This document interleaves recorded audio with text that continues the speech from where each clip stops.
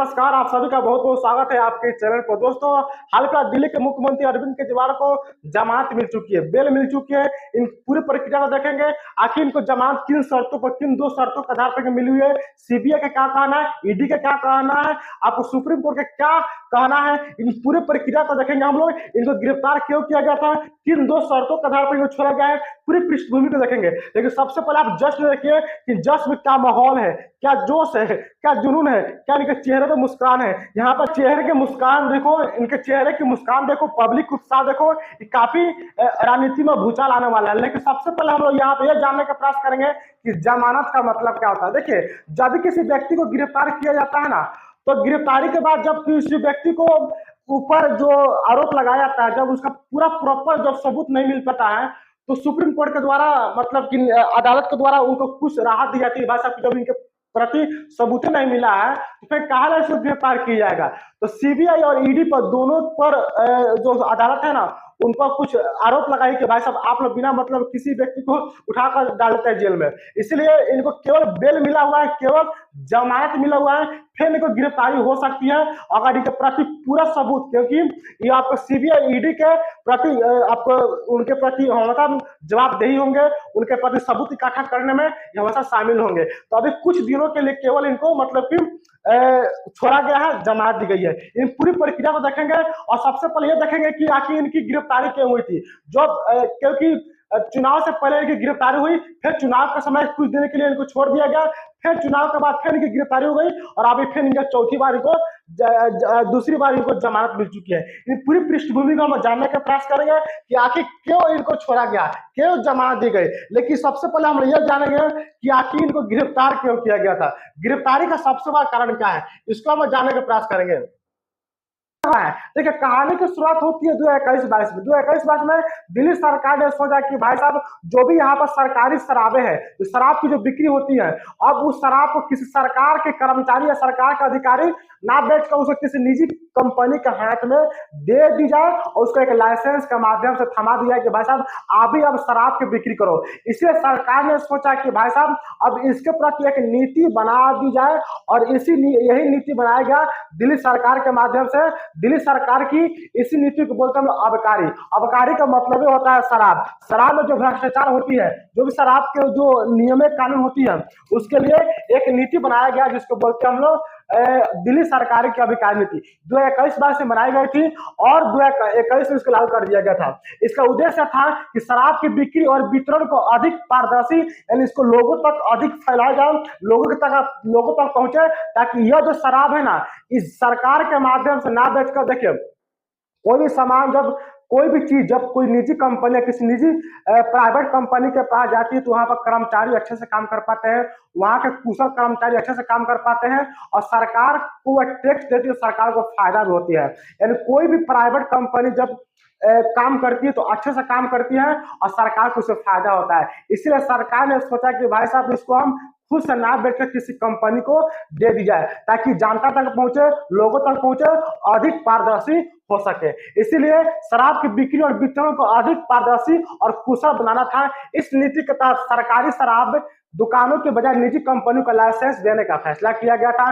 नीति का उद्देश्य था कि इससे सरकारी राजस्व में वृद्धि हो, शराब की दुकानें अधिक सुविधाजनक और ग्राहक केंद्रित हो और भ्रष्टाचार की संभावना कम हो। तो सरकार यही चाहती थी कि भाई साहब भ्रष्टाचार कम हो और जनता तक इसकी ज्यादा शराबें पहुंचे, सरकार यह चाहती थी। लेकिन सबसे बड़ा बात यह है कि जैसे यह किसी कंपनी, सरकारी निजी कंपनी को दे दी गई, तो बहुत सारे कंपनियों को तो मिल गया, लेकिन बहुत सारे कंपनियों को नहीं मिला। जो भी छोटे छोटे कंपनी थे उनको नहीं मिला, लेकिन जो बड़े बड़े कंपनी थे, हालांकि कुछ बड़े कंपनियों को नहीं मिला, कुछ छोटे कंपनियों को भी नहीं मिला, लेकिन जिसको नहीं मिला तो उन्होंने भाई शिकायत करना शुरू कर दिया और यही से विवाद उत्पन्न शुरू हो जाता है। विवाद में क्या उत्पन्न होता है कि लाइसेंस देने में पारदर्शिता की कमी हुई। नीति लागू होने के बाद आरोप लगे कि लाइसेंस जारी करने की प्रक्रिया में पारदर्शिता की कमी थी।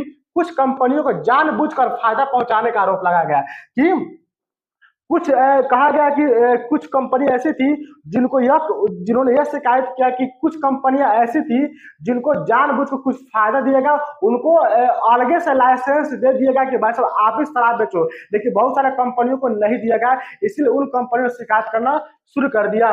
भ्रष्टाचार और घुसखोरी का आरोप लगाया गया। दिल्ली सरकार पर आरोप था कि कुछ कंपनियों ने अधिकारियों को घूस दी, जिससे उन्हें आसानी से लाइसेंस मिल गए और उन्हें विशेष लाभ मिला। इस पर सवाल उठने लगे कि क्या यह सब राजनीतिक और आर्थिक लाभ के लिए किया गया था। हो सकता है कि वैसे किया भी गया हो, क्योंकि उस समय बीजेपी की सरकार थी, तो बीजेपी सरकार ने सोचा कि भाई साहब हम बहुत सारे इसमें जो भी सरकार थी इसको हो सकता है कि चुनाव ना लड़ने दे, या कुछ राजनीतिक मुद्दा हो सकता है, इसमें हम नहीं पढ़ना चाहते हैं। लेकिन सबसे बड़ा बात यह है, राजनीतिक दल को गिरफ्तार करवाया जाए, उनके ऊपर घुसखोरी भ्रष्टाचार का आरोप लगाया जाए, और ताकि गिरफ्तार हो सके और इनको चुनाव में हिस्सा नहीं दिया जाना चाहिए। तो ये कुछ राजनीतिक आपको राजनीतिक और आर्थिक लाभ के लिए हो सकता है कि किया गया हो। तो इसका धीरे धीरे गंभीर होता चला गया। अब यह मामला दिल्ली के उपराज्यपाल के पास पहुंच गया। दिल्ली के उपराज्यपाल ने इसका संज्ञानता से लिया और इनके प्रति ये मामला दे दिया सीबीआई को कि भाई साहब जाओ आप भी इसका अब पूरा इसका समाधान करो कि इसका समाधान कैसे करोगे, क्योंकि सीबीआई स्वतंत्र और निष्पक्ष होती है, वो किसी के प्रति आपको नहीं होते कि किसी के प्रति वो नहीं जाएगी या किसी राजनीतिक दल के प्रति नहीं जाएगी, वो हमेशा अपने स्वतंत्र और निष्पक्ष रूप से फैसला लेती है। इसलिए उपराज्यपाल ने सीबीआई को फैसला दे दिया। विवाद को बढ़ने के बाद दिल्ली के उपराज्यपाल ने मामले की जांच के लिए सीबीआई को निर्देशित किया। उन्होंने आरोपों की गंभीरता को देखते हुए इसे भ्रष्टाचार के दृष्टिकोण से देखा और जांच शुरू कर दी। जब जांच शुरू हुई तो उसमें दिल्ली के उप मुख्यमंत्री थे मनीष सिसोदिया, उनके पास सीबीआई गई, जांच करती है और उनको गिरफ्तार कर लेती है। यहाँ पर कुछ राजनीतिक तनाव उत्पन्न हो जाते हैं। उपराज्यपाल का हस्तक्षेप दिल्ली सरकार और केंद्र सरकार के बीच तनाव को बढ़ा दिया गया, बहुत ज्यादा बढ़ गया, क्योंकि दिल्ली सरकार ने इसे राजनीतिक प्रतिशोध का हिस्सा माना। उपराज्यपाल और दिल्ली सरकार के बीच की यह राजनीतिक विवाद को और जटिल बना दिया। यहाँ पर जो यहाँ पर उपराज्यपाल ने सीबीआई को जब मामला दे दिया, सीबीआई ने भाई उसकी जांच करना शुरू कर दी। इससे केंद्र सरकार और दिल्ली सरकार के बीच में और तनातनी बढ़ गई और तनाव बढ़ गया, जिससे यह मामला और गंभीर होता चला गया और सीबीआई अपने आप निष्पक्ष और स्वतंत्र बातों को भूलकर किसी राजनीतिक दबाव में आकर अब जो वहां के जो नेता के प्रति जो भ्रष्टाचार का आरोप लगाया जा रहा था उनको गिरफ्तार करने की बातें अब की जा रही थी। जिसमें से आपको वहां को जो उस समय जो दिल्ली के उप मुख्यमंत्री थे मनीष सिसोदिया और आपको दिल्ली के मुख्यमंत्री थे, इनके प्रति छापा लगता है कि भाई साहब हो सकता है कि आप लोग मनी लॉन्ड्रिंग के माध्यम से आप रुपए कमाए होंगे, मनी लॉन्ड्रिंग के माध्यम से किसी न किसी कंपनी को आप लाइसेंस दिए होंगे और उसके माध्यम से आप रुपए कमाए होंगे। इसलिए इन लोगों के घर पर छापा लगता है और छापा लगने के बाद इनको रिश्वतखोरी भ्रष्टाचार के आरोप में इनको अबकारी नीति के माध्यम से जो गिरफ्तार कर लिया जाता है। लेकिन अबकारी नीति को उसी समय खत्म कर दिया गया। क्या है मामला, आगे हम लोग देखने का प्रयास करते हैं। तो भाई सीबीआई और ईडी ने इसकी जांच करना शुरू करती है। सीबीआई की जांच क्या किया, सीबीआई ने शराब की नीति से जुड़े विभिन्न अधिकारियों कंपनियों के खिलाफ जांच करना शुरू कर दी। जांच में यह सामने आया कि लाइसेंस जारी करने में नियमों की अनदेखी की गई है और कुछ कंपनियों को जानबूझकर लाभ पहुंचाया गया है। तो सीबीआई का कहना यही है, कुछ कंपनियों का जानबूझकर लाभ पहुंचाया गया है, जबकि ईडी का कहना है कि जो भी लाभ पहुंचाया गया है, जो भी जिसमें भ्रष्टाचार जो आरोपी है उनको जो पैसा मिला है आपको मनी लॉन्ड्रिंग के माध्यम से मिला है। तो परिवर्तन निशान यानी ईडी ने मनी लॉन्ड्रिंग के आरोपों की जांच शुरू कर दी। इसमें यह देखने की कोशिश की गई कि क्या शराब कारोबारियों ने अवैध रूप से पैसे जुटाए और उनका दुरुपयोग किया। तो दोनों की अपने पर विचार है। इनका सीबीआई कहना यह है कि जो भी आपको यहाँ पर जो किसी कंपनी को हो सकता है कि अधिक पैसा अधिक लाभ पहुंचाने के लिए आपको लाइसेंस दिया गया हो, और ईडी का कहना यहाँ पर यह है कि यहाँ पर जो भी पैसा जिन्होंने इसमें शामिल लिया है, जो भी इसमें शामिल हुए हैं उनको मनी लॉन्ड्रिंग के माध्यम से पैसे जुटाने का मौका मिला है। दोनों की अपनी अपनी कथन है। तो सुप्रीम कोर्ट का क्या कहना था, सुप्रीम कोर्ट के तो यह मामला इतना गंभीर हो गया कि दिल्ली के उप मुख्यमंत्री मनीष सिसोदिया को गिरफ्तार कर लिया गया और उनके साथ साथ कुछ अधिकारियों को गिरफ्तार कर लिया गया। लेकिन यह गिरफ्तारी के बाद धीरे धीरे आपको कुछ दिनों के बाद आपको दिल्ली के मुख्यमंत्री अरविंद केजरीवाल को भी गिरफ्तार कर लिया गया। लेकिन यह गिरफ्तारी कुछ दिनों के लिए थी, लेकिन जैसे चुनाव आया फिर दिल्ली के मुख्यमंत्री को आपको जमानत मिल गई, लेकिन फिर चुनाव के बाद फिर उनको गिरफ्तार कर लिया गया और अभी उनको जमानत मिली है। लेकिन यह जमानत केवल कुछ दिनों के लिए है। अभी वह मुख्यमंत्री आपको सीबीआई की तरफ से कुछ सबूत इकट्ठा करवाएंगे, कुछ उनके साथ मिलकर काम करेंगे कि भाई साहब, हालांकि इनको दो शर्तें के आधार पर छोड़ा गया। सबसे पहले का शर्त यह है कि ये आपको दिल्ली के सचिवालय नहीं जाएंगे और सांसद आपका मुख्यमंत्री कार्यालय नहीं जाएंगे जब तक आपको उपराज्यपाल की मंजूरी नहीं मिल जाती है। और यहाँ पर क्योंकि सीबीआई पर कुछ सुप्रीम कोर्ट ने आरोप लगाया कि भाई साहब, आप लोग बिना मतलब बिना सबूत आपका मिलता है नहीं है, कुछ मिलता है नहीं है, आप लोग किसी व्यक्ति को गिरफ्तार कर लेते हैं, आप लोग स्वतंत्र और निष्पक्ष रूप से काम नहीं कर रहे हैं। इसका मतलब यह हो कि आप किसी राजनीतिक दबाव के अंदर काम कर रहे हैं। आपका काम है स्वतंत्र और निष्पक्ष रूप से काम करना, बल्कि आप ना कि किसी राजनीतिक दबाव के अंदर काम करना। इसी कारण से सुप्रीम कोर्ट ने सीबीआई को पिंजरे में बंद तोता कहा है। पिंजरे में बंद तोता का मतलब कि आप लोग किसी न किसी राजनीतिक दबाव के अंतर्गत काम कर रहे हैं। सब व्यक्ति को अपनी अपनी अधिकार होती है, सब व्यक्ति को अपने बोलने का अधिकार होती है, वाक एवं अभिव्यक्ति की आजादी होती है, सबकी अपने जीवन जीने का अधिकार होती है। किसी व्यक्ति को बिना पूछताछ के, बिना सबूत के आप लोग गिरफ्तार नहीं कर सकते।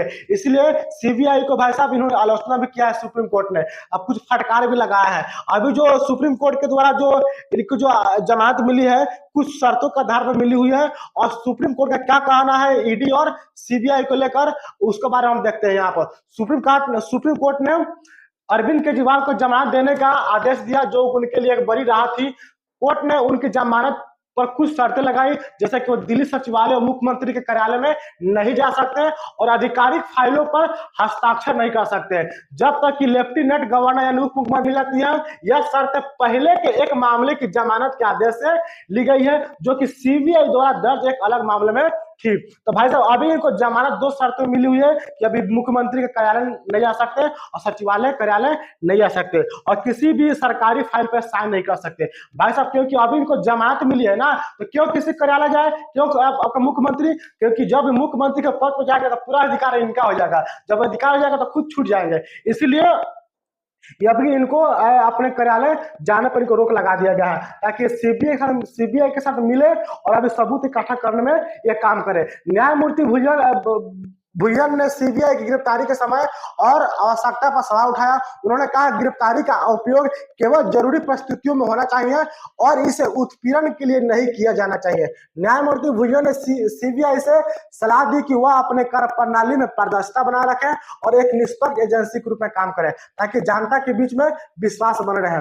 तो इनका कहना है, भुजन का कहना है, आपको सुप्रीम कोर्ट का जो जज है, न्यायमूर्ति है, इनका यह कहना है कि सीबीआई निष्पक्ष और स्वतंत्र रूप से काम करे, किसी राजनीतिक दबाव के अंतर्गत रह काम ना करे। क्योंकि इन्होंने भाई साहब उनको कहा कि बंद पिंजरे का तोता कहा है कि आप लोग किसी व्यक्ति को जबरदस्ती उठाकर गिरफ्तार मत कर लीजिए, अभी सबूत इकट्ठा कीजिए, पूरा बने से इकट्ठा करने के बाद तब कहीं गिरफ्तार या कुछ भी के प्रति किया जाएगा। तभी अरविंद केजरीवाल इनके साथ सीबीआई के साथ मिलेंगे, उनके साथ बात विचार करेंगे और सबूत इकट्ठा करने में काम करेंगे। आगे आपको यहाँ पर लिखा गया है कि दूसरी ओर न्यायमूर्ति कांत ने कहा कि सीबीआई की गिरफ्तारी में कोई बड़ी प्रतिक्रियात्मक कमी नहीं है और इसमें हस्तक्षेप की आवश्यकता नहीं है। इन्होंने कहा कि सीबीआई को इसमें हस्तक्षेप करना ही नहीं चाहिए, इनकी अलग ही दुनिया है। इसका मतलब यह है कि न्यायमूर्ति कांत ने सीबीआई की कार्य प्रणाली को उचित माना, जबकि न्यायमूर्ति भुजन ने इसे सुधारने की आवश्यकता पर जोर दिया। तो इन्होंने कहा कि भाई साहब, आपको इस मतलब कि इन्होंने उचित कहा कि भाई साहब आप जो गिरफ्तार किए हैं वो ठीक ठाक था, लेकिन भुजन ने कहा कि भाई जो भी आप गिरफ्तार किए थे एक बार थोड़ा जांच कर लेते हैं, आपका काम है स्वतंत्र निष्पक्ष रूप से काम करना, लेकिन बिना सबूत का आप गिरफ्तार नहीं कर सकते। तो दोनों आपको सुप्रीम कोर्ट के जज को आप अलग अलग विचार हैं, आपकी इस पर क्या प्रतिक्रिया है, बस यहाँ का बस यही आपको दिल्ली की प्रक्रिया आप लोग समझ में आ गई होगी। तो बस यही था कि दिल्ली के अरविंद केजरीवाल गिरफ्तार क्यों किया गया, प्रक्रिया पूरी क्या थी और इसको क्यों छोड़ दिया गया। तो बस आज के लिए इतना ही, मिलते हैं किसी नेक्स्ट वीडियो में। यदि आपको वीडियो पसंद आए सब्सक्राइब कीजिए, लाइक कीजिए, अपने दोस्तों में इसको जरूर शेयर कीजिए।